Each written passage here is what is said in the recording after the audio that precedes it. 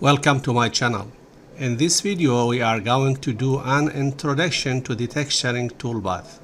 If you have ever created a sign much like this, where you have pocket out a large area and left raised letters behind, you will note that oftentimes you will get machining marks around the letters, where it's in a very difficult area to sand or clean up.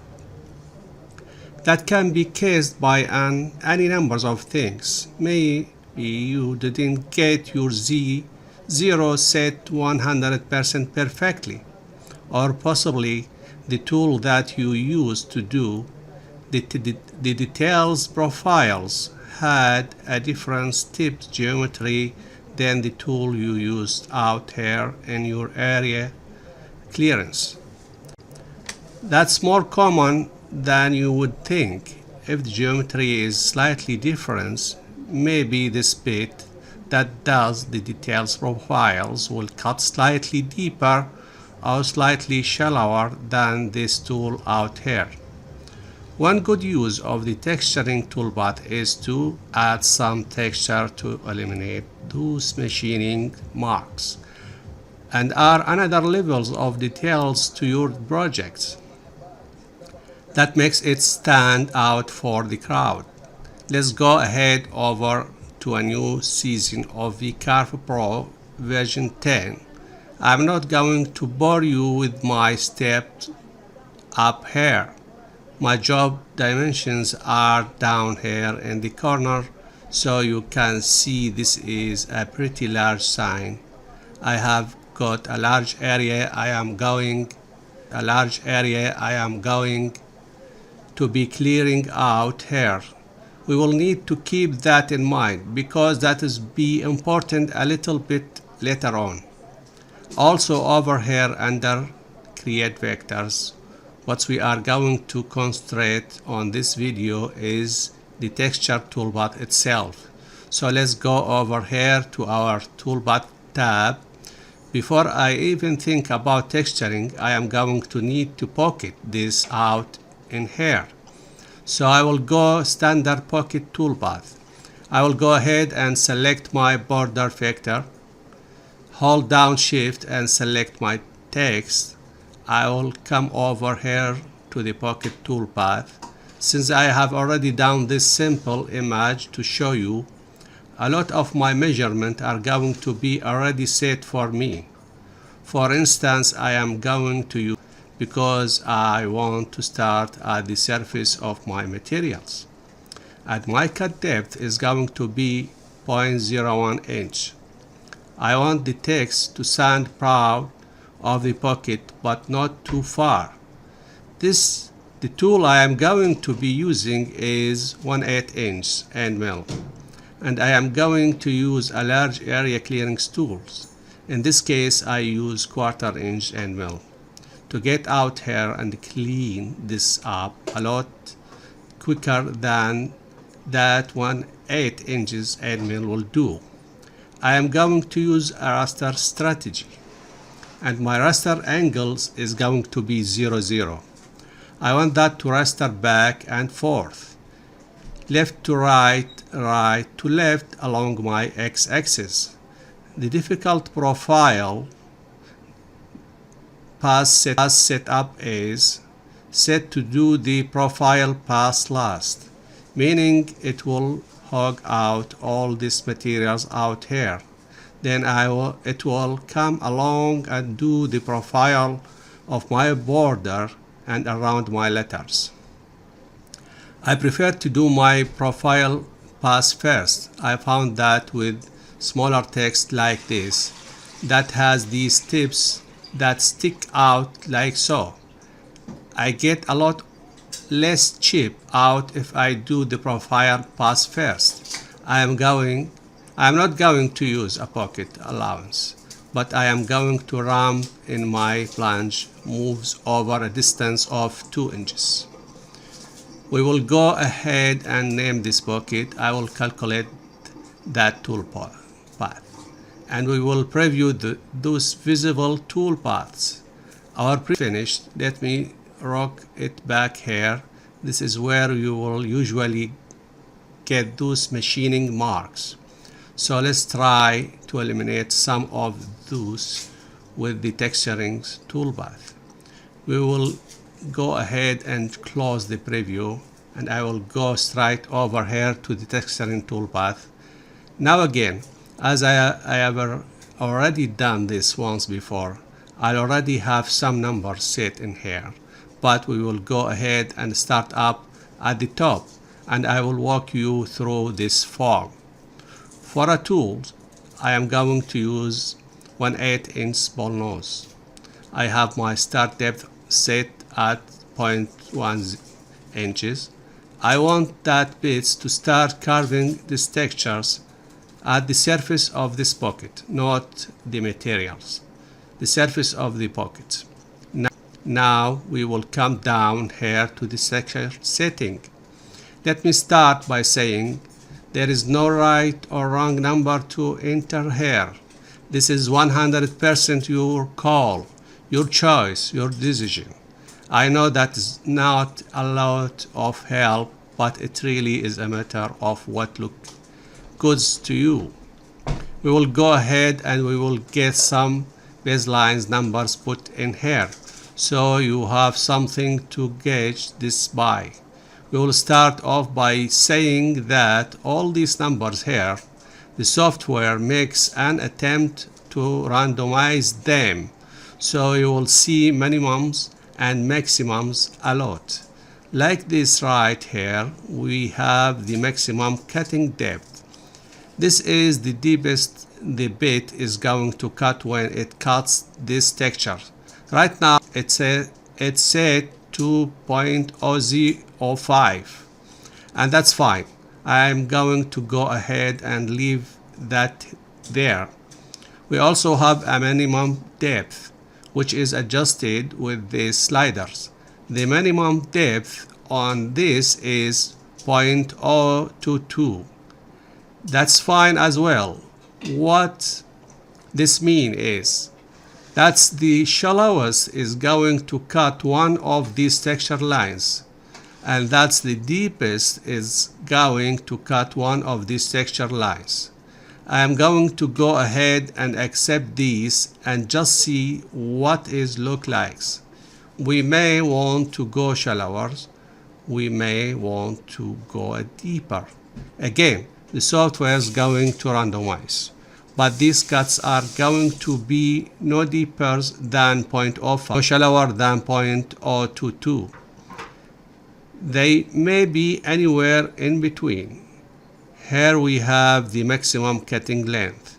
The bit's going to cut for a certain distance, then lift out of that cut. Here we have a maximum length of 1.5 inches. Okay, that's fine. And we have a minimum length of 3/4 of inch. What that means is, again, the software is going to randomize.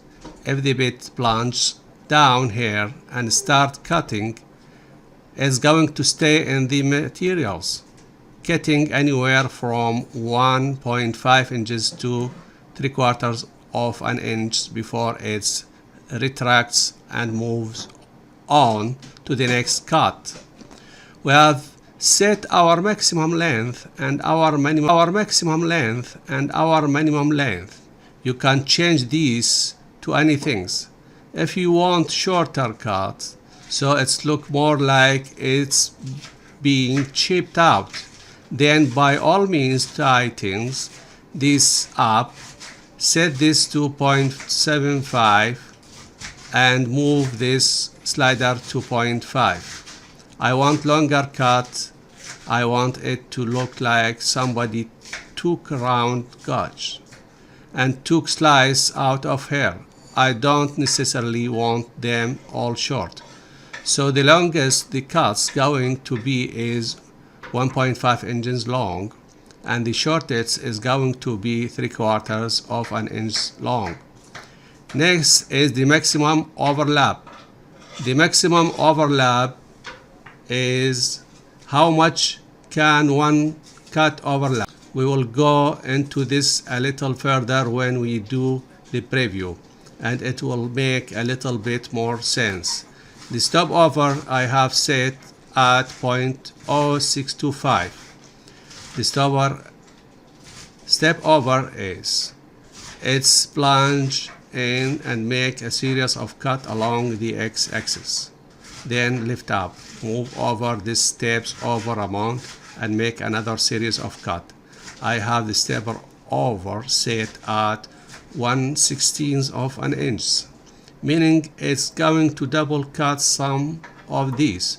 More of this will be apparent after we do the preview. I can set this step over to any numbers I would like, but I want to keep it less than my end mill's cutting diameters. The reason for that is because I don't want it to be a line, then a blank spot, then a line of cuts, then a blank spot. I want it to look like somebody comes in and carved out these materials, not like a machine did it.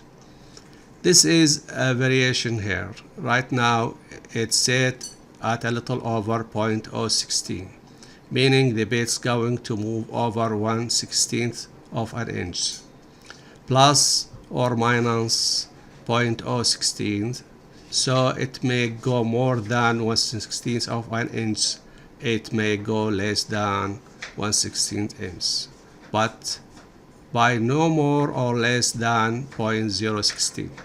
Again, my angle is 0 degree. Down here we have a boundary vector offset. I'm going to go ahead and preview this without a boundary vector offset to show you what this does. We will go ahead and call this texture. We will calculate.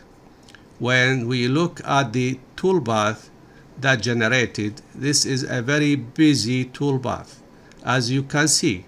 If you remember how to read this toolpath, the right blue lines here are plunge moves. The dark green lines here are plunge move. The dark green lines are retract moves. The red lines are rapid move, where the bit is out of the material. So we see we have a lot of plunge and retract. That bit is going to be busy. We will go back to a straight Z view and let's preview that texture as it's right now, and we have a problem. The problem is when calculating a toolpath ball noise bit, the software calculates from the center of that bit's tips. So the center of that tips went over to these vectors and carried over to this vector. When we look at the hair in the preview, we can see the outline of the vector. This is the radius of the bit. The tips of the bit stopped on the vector, but the radius of the bit cut into the letter. Let me go ahead and undo lots to get rid of that. That's where the boundary vector offset come in. We need that tool to come up close to this vector without actually touching it, without actually carving to the vectors, to keep the radius of that bit away from our text. So we need to set a boundary vector offset to a minimum of a half of our tool's radius. So we'll set this to 0.0625, which is half of my tool diameters, and we will calculate that tool path. Now can see that tool path is going to stop short of the vectors. It's not going to cut into that text. We will go ahead and preview that now. We will see it did leave a clean border around the edge. The center of the bit stayed 1/16 of an inch away from that vector boundary, and we did not cut into our letters at all. You can save that texture for later use on other projects. The textures that we carved over here looked good, so let's go ahead and save it. I'll just click the save buttons and it's opened up the vector texture folder within our programs data folders on the computer. You can see I already have a few textures saved here. I am going to name this one, let's say welcome. I will save it. Now anytime I want to use that texture on a project, I can go over and click the load button, and there is welcome. I can apply the texture to my next project.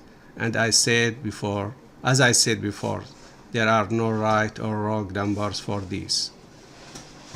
You only need to make sure that your bit is capable of cutting this depth. So if you were using something like 1/16 inch end mill, you wouldn't want to set this to cut 1/2 inch deep.